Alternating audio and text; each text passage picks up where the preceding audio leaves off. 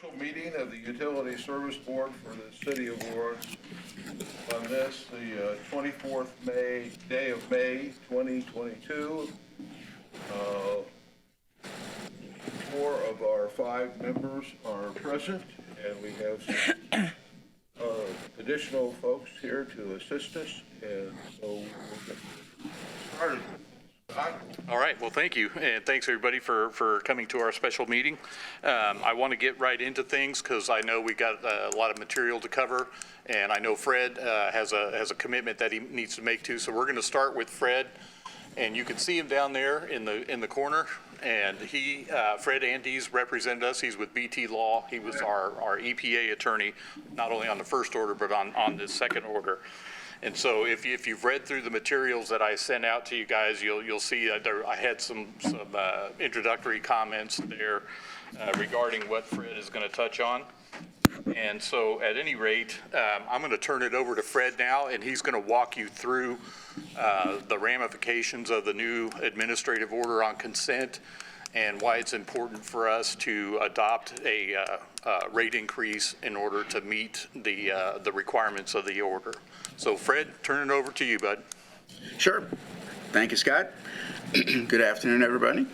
So as Scott said, this is the second order that we've had to deal with the storm sewer issues. And the EPA deals with these issues for communities in a few different ways. And one is to issue administrative orders that tell you to do certain things, which are things that they're requiring all cities to do, to put together these various plans, to try to really eliminate sanitary sewer overflows to the extent possible. EPA takes the position that SSOs are basically not allowed and that communities have to do everything possible to eliminate them. They know that you can't ever completely eliminate them, but they want to see communities taking measures to try to get them down as low as they can. And they usually put communities under these orders to require them to take those measures.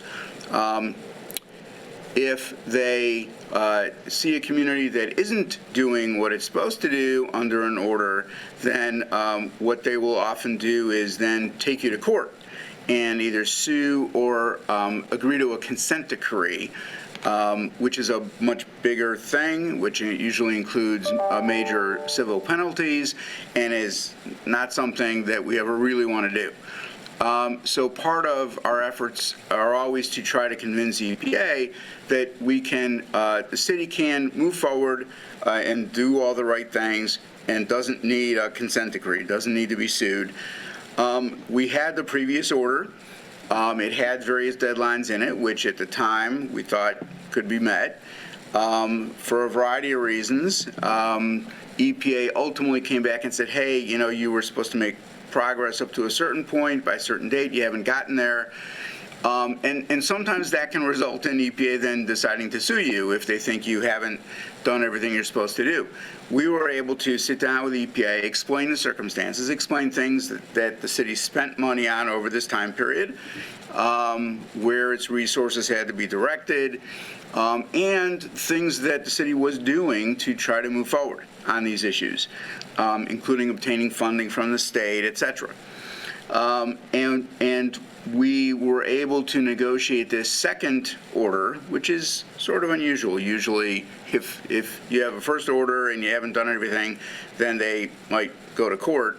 We were able to convince them not to do that. And in fact, the city had plans to move forward and do all the right plans. We had a lot of negotiation over the deadlines because we wanted to make sure that we were doing things in an orderly way. It's aggressive in terms of the timelines, but it's got to be orderly. So certain things could be done, and they had to be done first. Like we have to develop this modeling report first and get that approved by EPA, and then once we run the model, and it'll tell us what the right things to do are, and then we can do sort of the comprehensive plan. And initially, their order had that all messed up in terms of schedule. We were able to show them that here are the stepwise, here's a stepwise progression of things that the city is doing and plans to do. We talked a lot to them about the city's efforts to get financing from the state, and that would really help in terms of, freeing up the money to do the things we wanted to do, but also, and I'm sure Scott can talk more about this, is we emphasize the EPA that often they think about a city like, well, just do all your sewers. And we've tried to say, no. Guys, there have to be priorities. Like, there are some particular areas in the sewer system that really need attention, and we want to focus our efforts there because that's where we'll really make a difference in terms of addressing their concerns. And we're able to do that and give them a clear sense that those are the areas.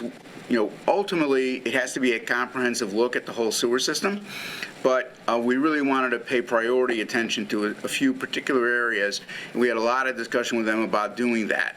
And I think we were able to get the provisions in the final order to where we wanted them to be in terms of targeting those areas for attention.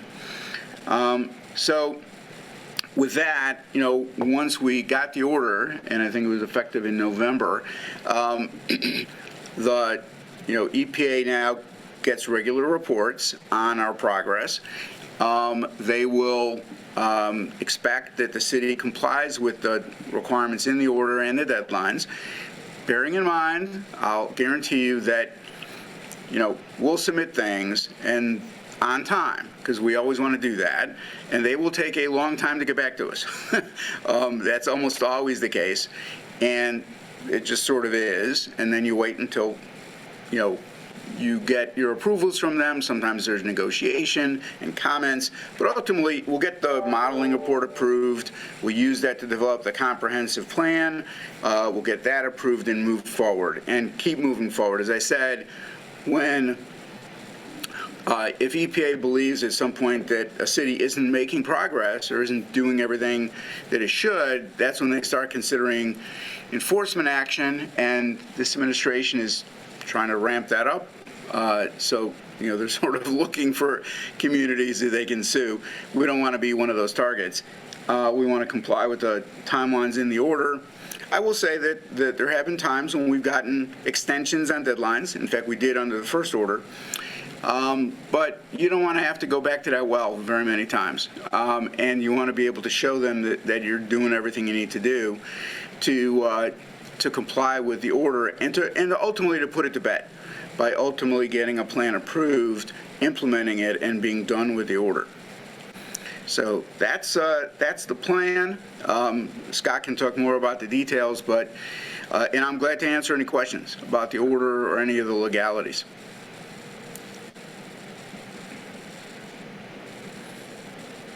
Anybody have any questions for Fred?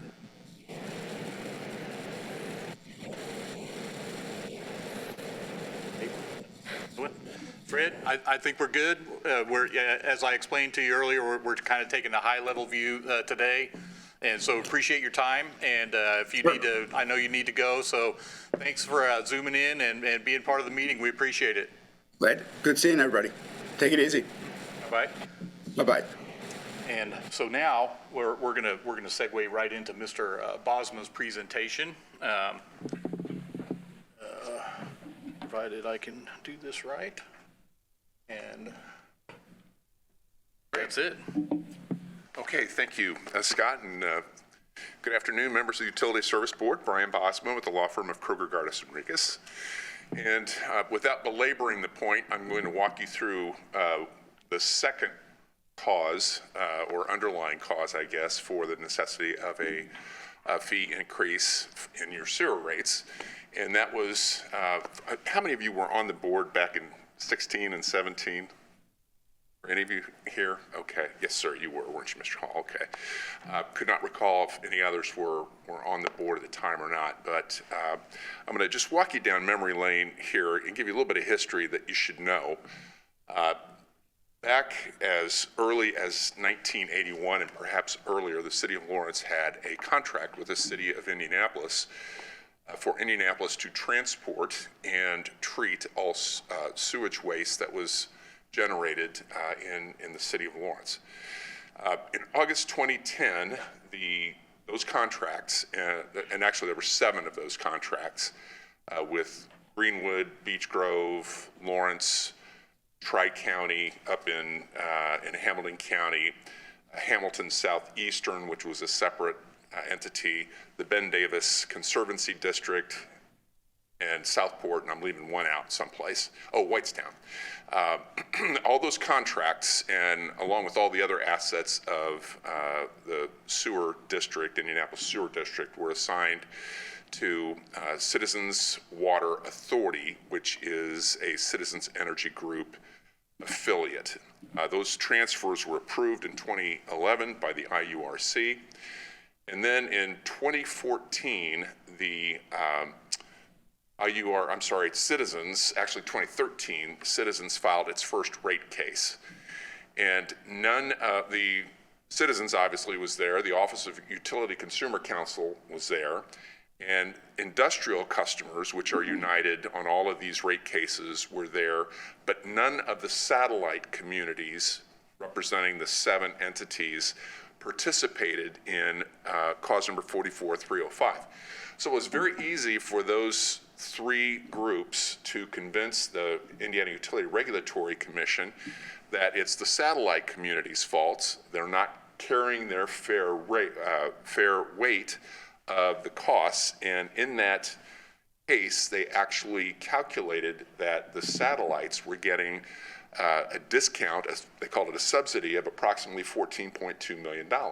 Well, of course, there was no one there to say, no, that's not right, or that's not the right number, or our contracts are enforceable, these old contracts from the 80s. And so the order, the IURC gave Citizens Water its full rate request, including the $14.2 million that was allocated to the satellite communities. They spread it out among everyone else, not the satellite communities, because we had contracts, and IURC told Citizens, go negotiate with the satellite communities and try to get this fixed. The prior administration here, and apparently the administration and all the other satellite communities, said no, we aren't interested in coming back here.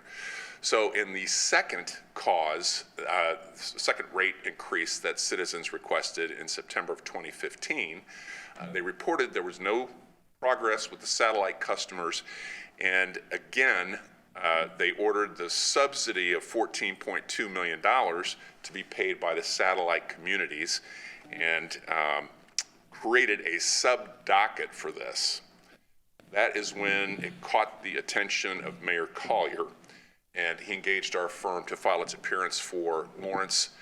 I'll skip through the various items that took place in the case, but in short, the IURC ruled that it had jurisdiction over your contracts, and they had the authority to revoke or modify the satellite contracts, and they told everybody to go to the negotiating table.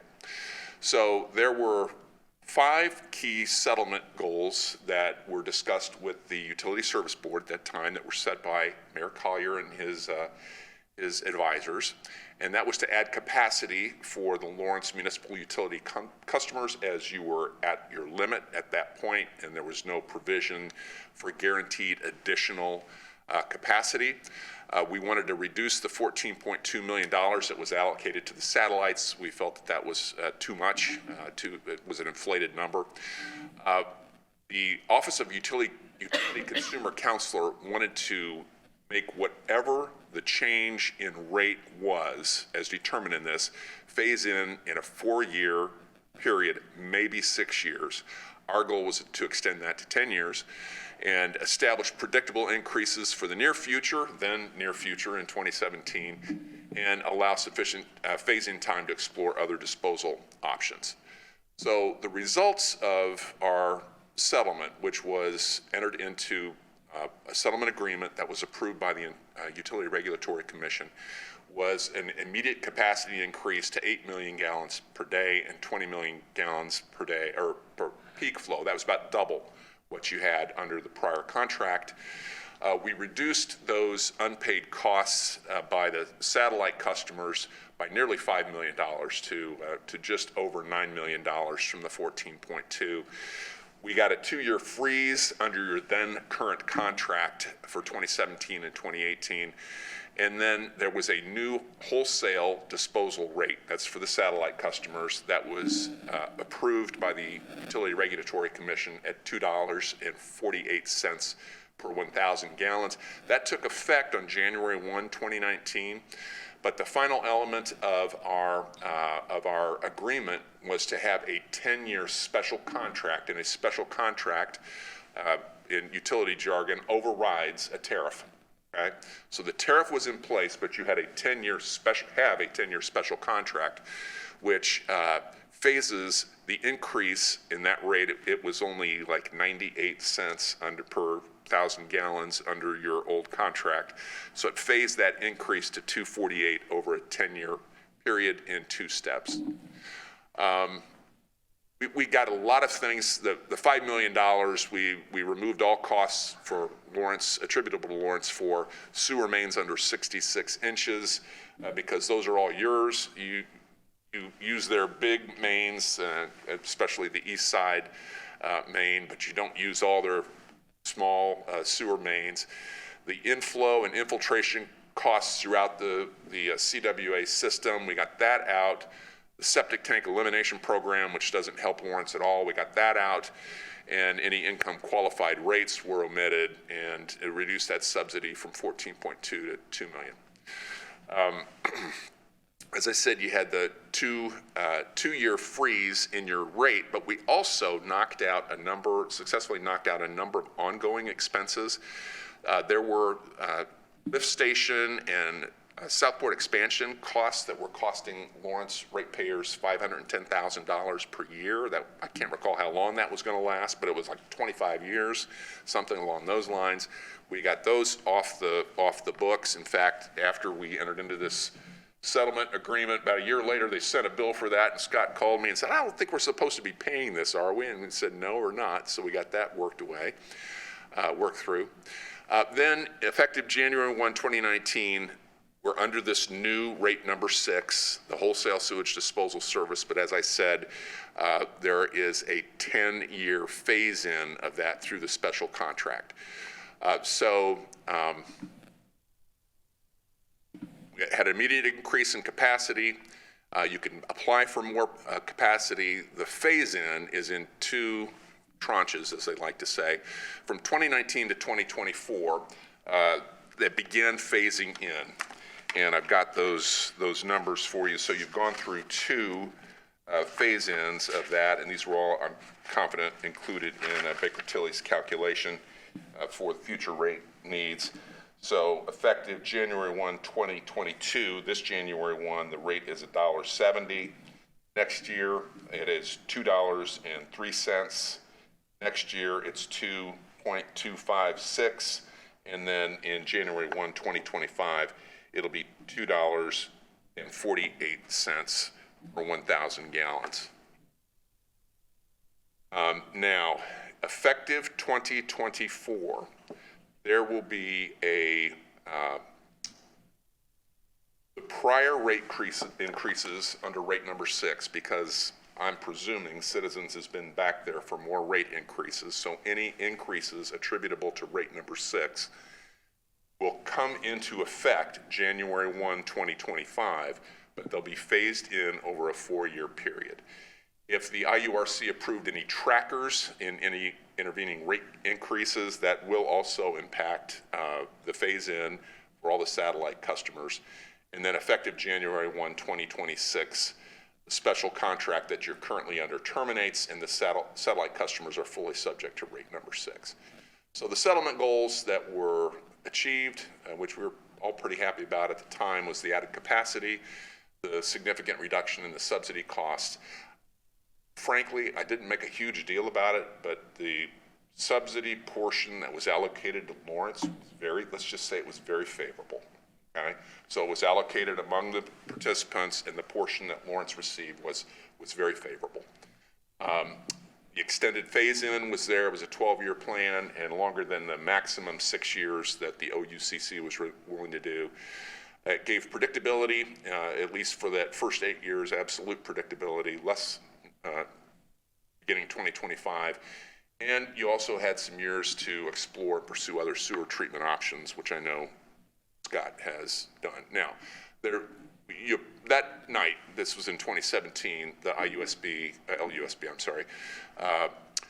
approved the settlement agreement and granted authority to Mayor Collier to execute it. The settlement documents were submitted February 28, 2017, and shortly after that, the IURC approved the settlement agreement. Now, I do want to make one point, and we haven't really followed up on this. I don't know if CWA has applied for additional rate cases or not, but as they come in, you should be sure that someone takes a look at those and intervenes on your behalf, because we got a pretty good deal in 2017, and that could be changed in another case, particularly if the satellites aren't sitting at the table, as they did in 2014 and again in 2016. It's real easy to point the finger at the parties who aren't there and say it's their fault. They should have more. And if you're not there to say that's not right, the IURC could enter an order that attributes those contracts over. So happy to answer any questions on that. And I think that's just to update you as to why the disposal rates that you're paying are going up. And yes, sir. No. Were any of the satellite cities given warning that they needed to participate in these meetings? I'm sure they were. I'm sure that notices were received, but my guess is that everybody looked at that and said, we don't care about rate increase because we have an enforceable contract. There was case law. It's not a closed case as to whether the IURC had authority over those contracts. We finally determined they most likely did, and in any event, they felt they did.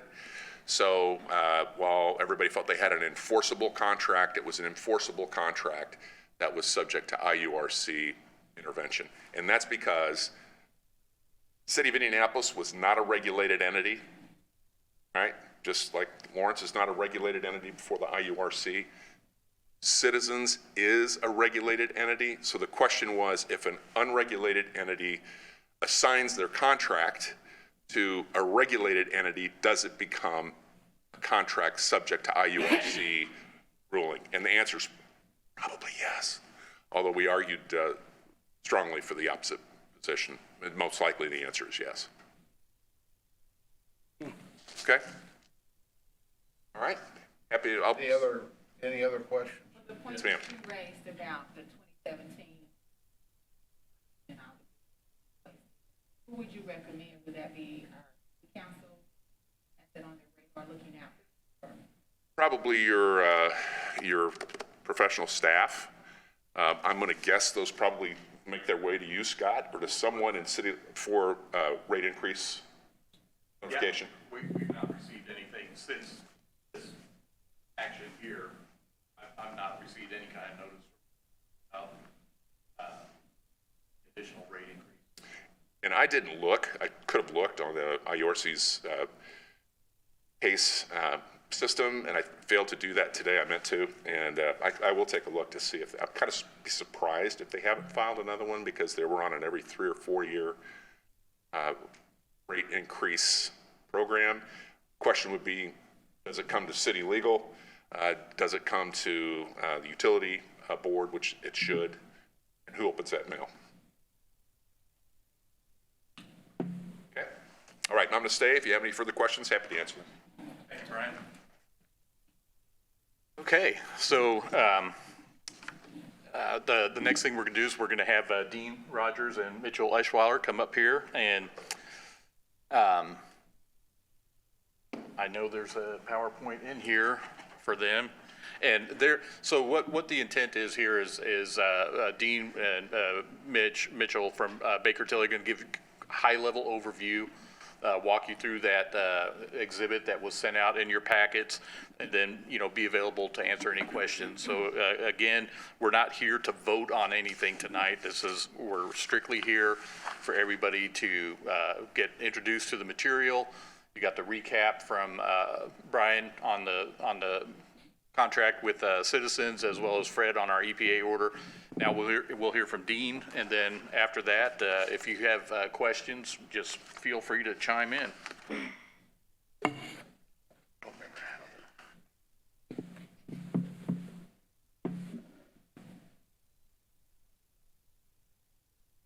Let's see. Stop sharing this for a minute.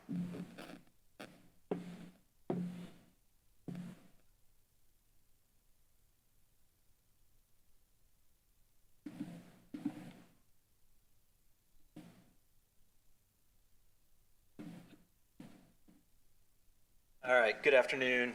Dean Rogers, I'm a partner with Baker Tilly Municipal Advisors.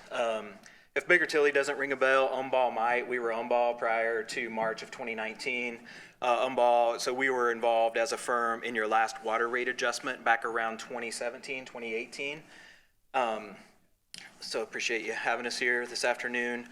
Like Scott said, I want to walk through this just at a relatively high level. I'm happy, once we get through it, I'm happy to get into the weeds and some of the numbers behind the numbers.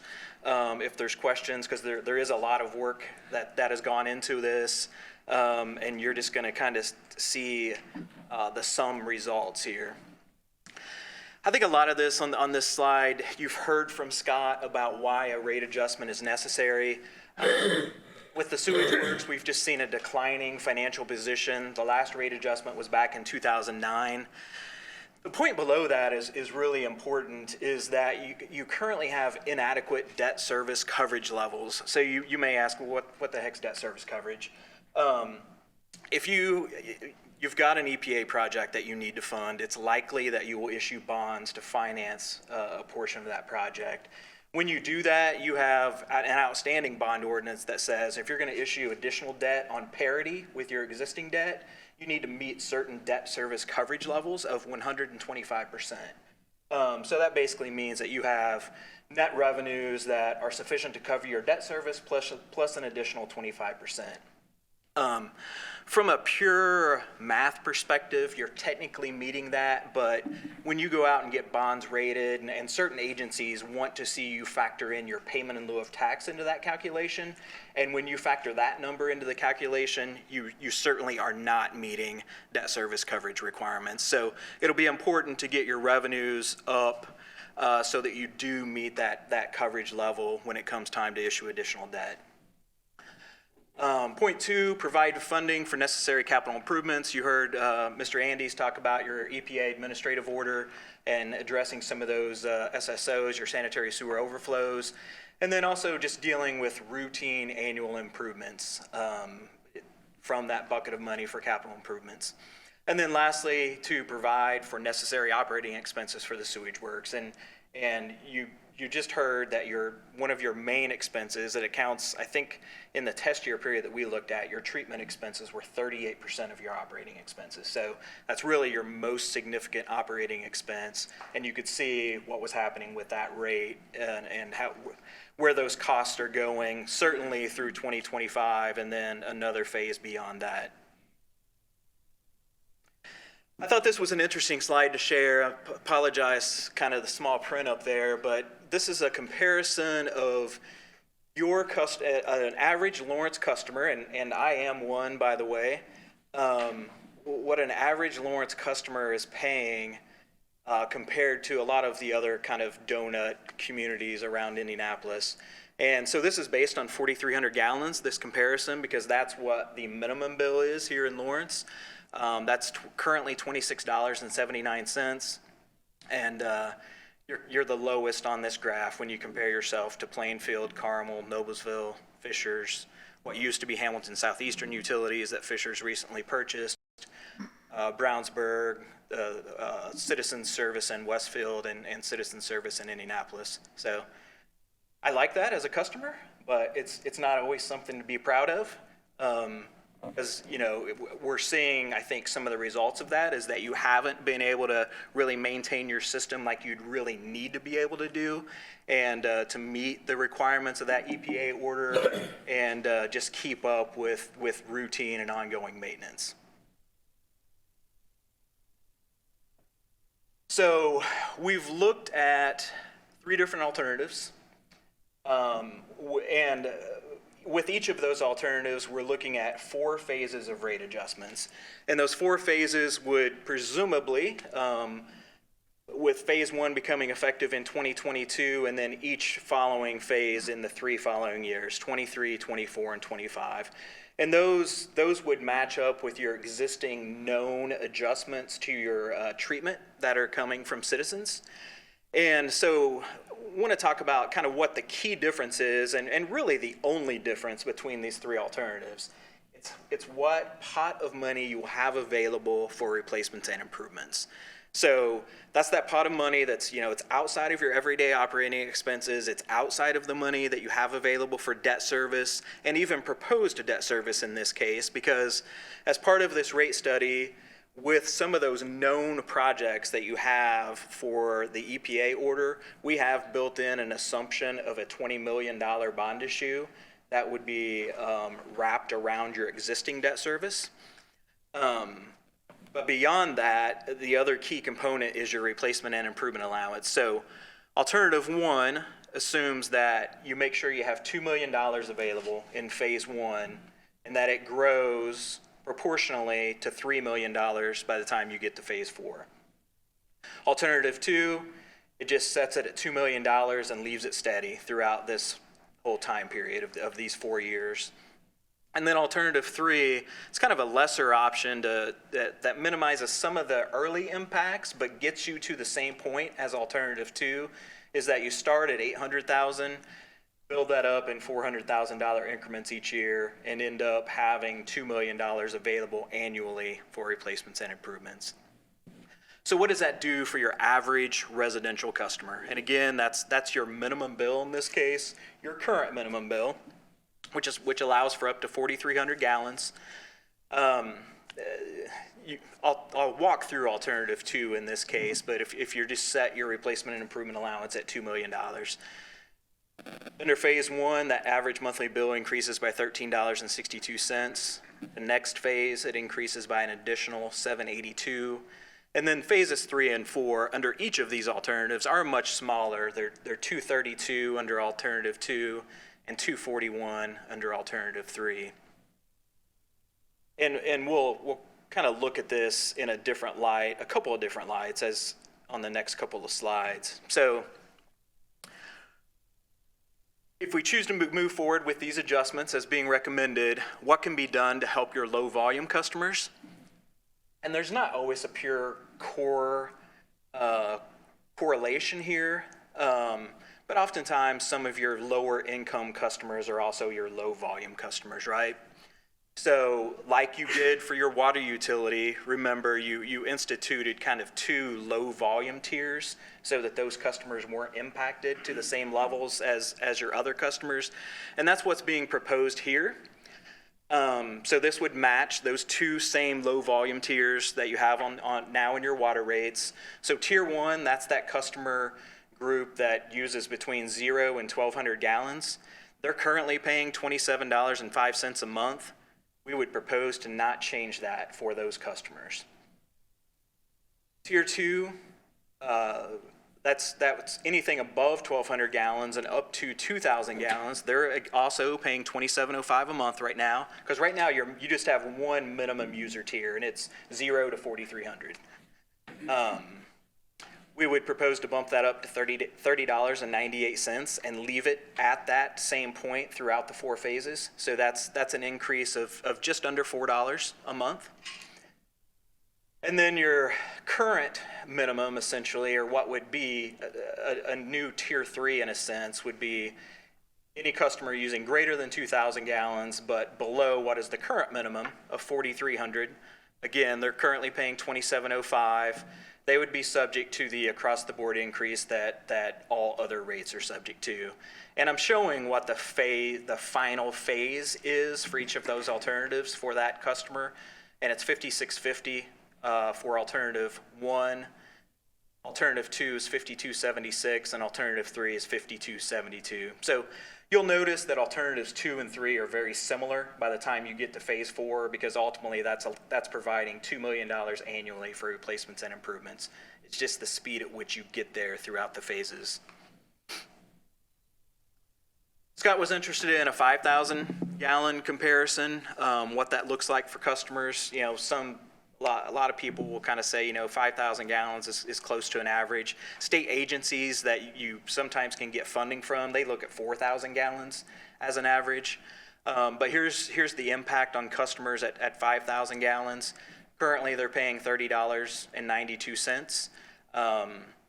You can see that under alternative 1 and 2, under the first phase, that would go up to $45.96, or approximately a $15 increase. And then again, I'll kind of focus on alternative 2. I think I think Scott has expressed that as his preferred alternative. Under phase 2, that would go up to $54.91, phase 3, $57.56, and phase 4, $60.31.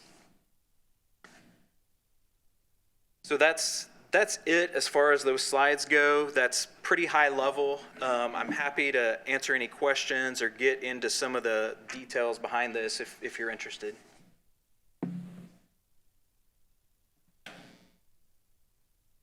So the low volume, I assume, primarily single people. Likely, yeah. And I can understand why we would want to hold that down, because those may be Social Security recipients. But if you've got a family, 2 or 3 kids, 4 or 5 people, that's what gets you into the 5,000. And a lot of those folks are probably more affected by financial constraints than even some of the people in the lower volume. So it's kind of like we have no other way of judging that volume,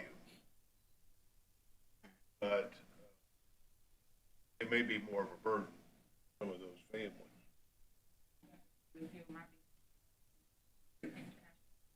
Trying that families are experiencing and how expensive they are for us to have with the 13, 12. My idea was that we spread that out a little bit thinner, so it balances out. That category, because Social Security, the elderly families, it will probably safely be underneath that. The children that have level salaries or something like that. Sure, yeah, I mean, I can understand that wish, just, and the point here is just to inform, right? So you just know, if you're thinking alternative 3, it kind of smooths that increase out a little bit, or at least helps. It's not as significant there in phase 1.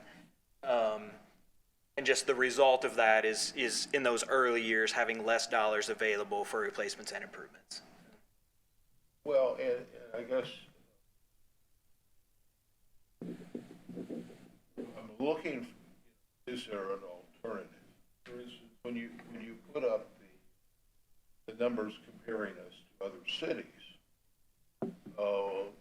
we're very low at this point. These increases are no longer going to be Right. low. Right. We're going to move into a much higher position. And when I see Citizens, I guess, was the high one there. Right. We're tied together with Citizens. any way tie ourselves to somebody else. Are you talking about disconnecting from citizens and finding another treatment provider? Is that a possibility? I would have to say, not very likely. I mean, we see, for instance, Portsmouth growing at gangbusters. I don't know what they do.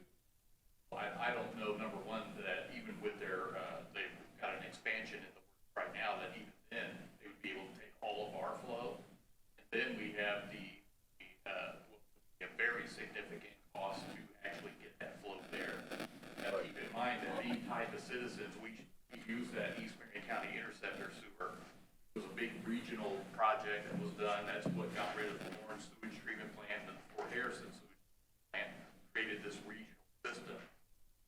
We're all tied together. That the whole point of that was being get rid of these outlying sewage treatment plants, get one big facility, and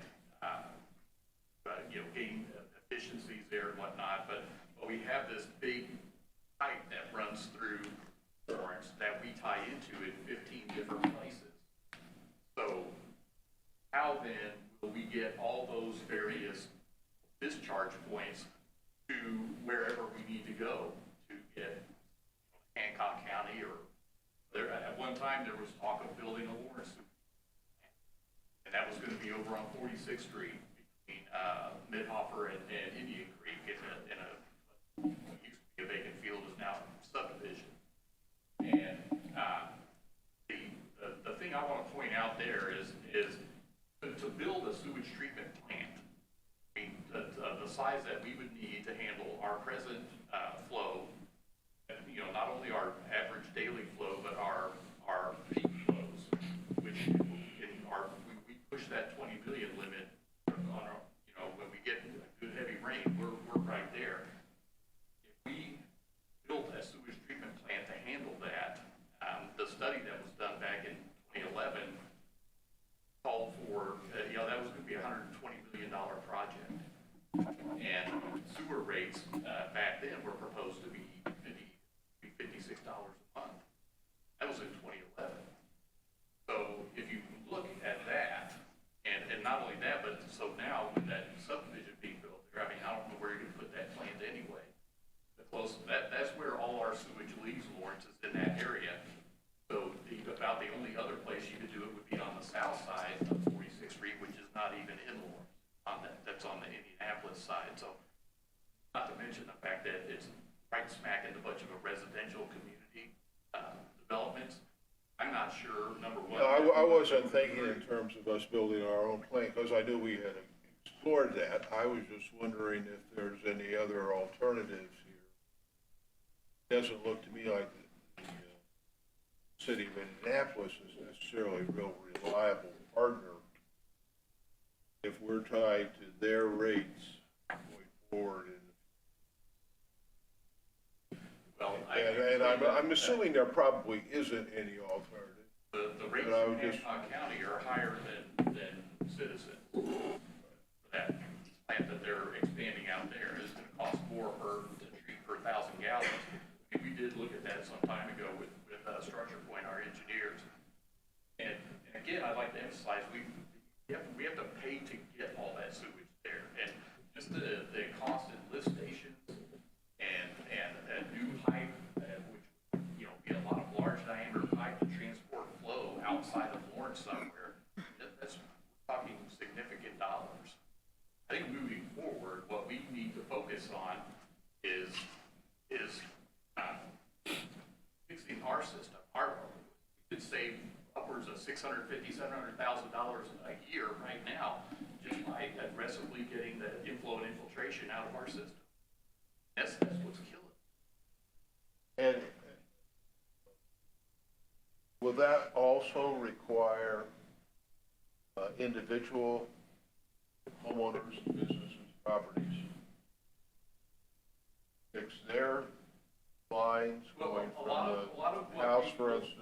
fix with our projects, when we do a main rehab project right now, we we fix the customer's service connection from the main all the way to the property line. So from the property line up to the house, obviously, would be on them. And Are we requiring them to do something? we haven't as of yet, no. But one thing I would like to point out along those lines, though, is that especially in the old part of town where we have most of our problems, I mean, we are seeing regular permit applications for people to replace their sewer lines. I mean, it's happening anyway because all that old vitrified clay tile pipe is falling apart, and people are, you know, that was one of the first things I had to do when I bought my house, which is in Old Lawrence. And so, you know, we just had to do it.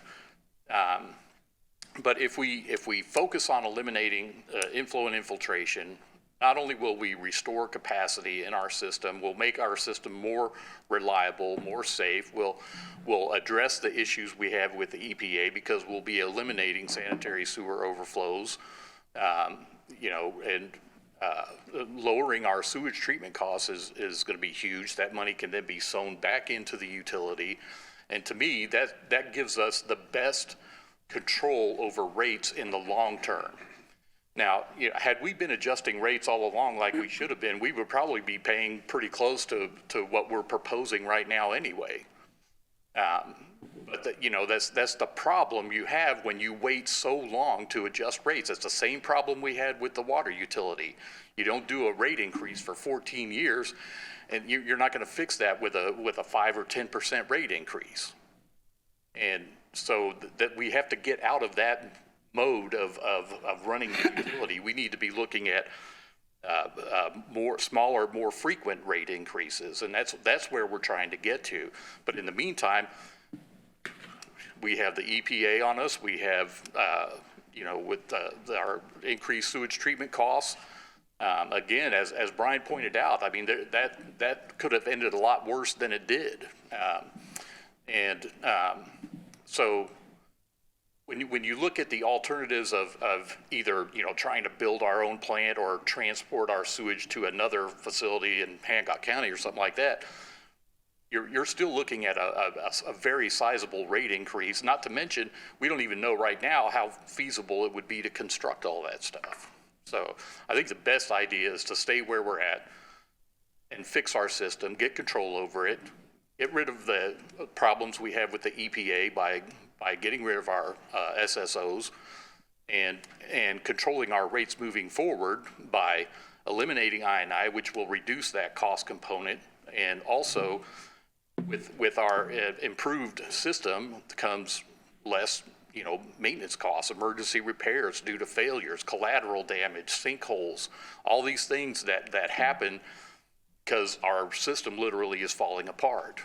So once you get control of all that and you start reducing all those costs there, then moving forward, you know, you're talking about rate increases that are, you know, going to be much smaller because you're going to be talking about just having to keep up with routine operating cost increases. So I mean, that's my thinking right there.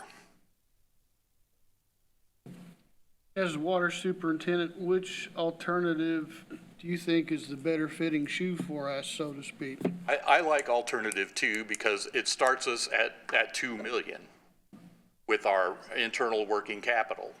And the reason for that is because right now, I mean, Dave, you know as well as I do what's going on in the construction industry. So if it does, you know, the difference between alternative 2 and alternative 3. Procrastinate's going to cost us more down the line. Yeah, I mean, if I'm starting out at $800,000, you know, for 3 years, you know, the goal of having $2 million a year is basically to make sure we have enough money to do the things that we need to do. You know, because we have the $20 million debt service factored in here, but that other pot of money there's a lot of other things besides our projects that need to be done. You know, we have problems with lift stations, grinder pumps. You know, these things are expensive. I mean, the cost to replace a lift station pump, depending on which lift station it is, can range up as high as, you know, $30,000 a pump. And those things fail from time to time, and you have to have money available to deal with that. We have equipment and vehicles that would come under that category. So, like right now, our TV equipment, our sewer camera equipment needs to be replaced, but we just don't have the money to do it. So that's my thinking behind that. When you get right down to it, you get to the end of phase 4, alternatives 2 and 3, you're at the same place. And actually, all 3 are pretty much right in the ballpark. But I do understand Tracy's point about wanting to try to make that a little smoother, and I get that. But I think part of the problem here is that, again, it's just we waited so long. Had the pandemic not intervened, we would have been doing this, and this conversation would be happening in 2020. And we would have had a rate increase passed, hopefully, that would take effect January 1 of 2021. Of course, we got pushed way back because of the pandemic concerns, and we are not wanting to do anything during that period. Inflation's not helping us either. Yeah.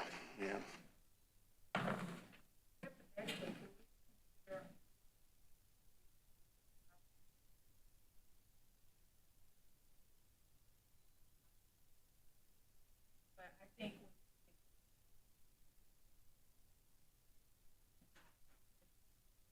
round number. I mean, this is what I'm going to throw out there is my recommendation is alternative 2, but you guys are driving the ship here. You're the ones that are going to vote on this. And, we in operations will do what we need to do to make it work. Whichever alternative you choose.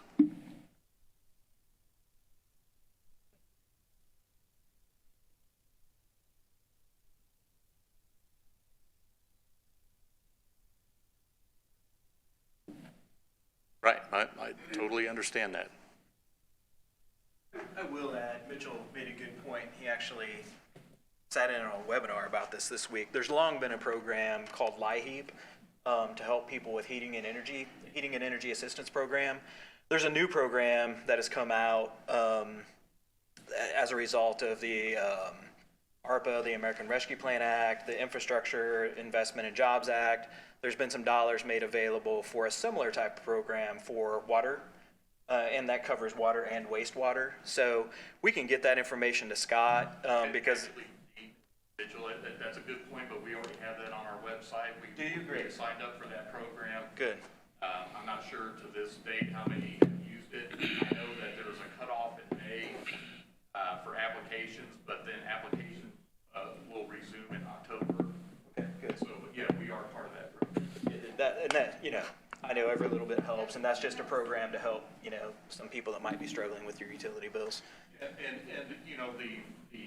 we made the change in our payment extension program, and we lengthened that out during the pandemic. So we're going to keep that in place. We're not going back to just you only get 2 weeks. So, we're looking at all those kinds of things that we can do to work with our customers and ease them through that. Again, I can't remember what the acronym is, LIWOP or something like that. But so we're doing that.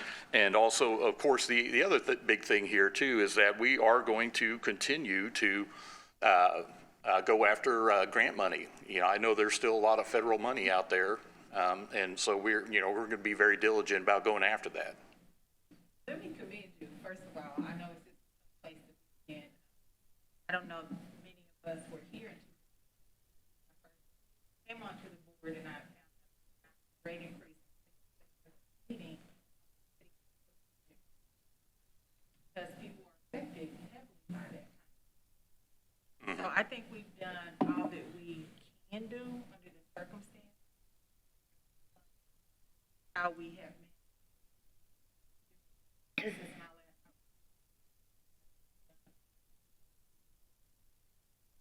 time. To balance with the rate at this particular time.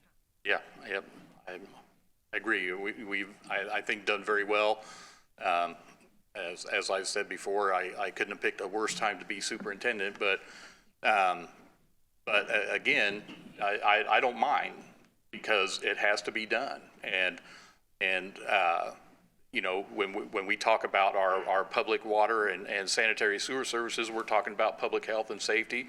We're talking about quality of life. We're talking about the economic prosperity and well-being of our community.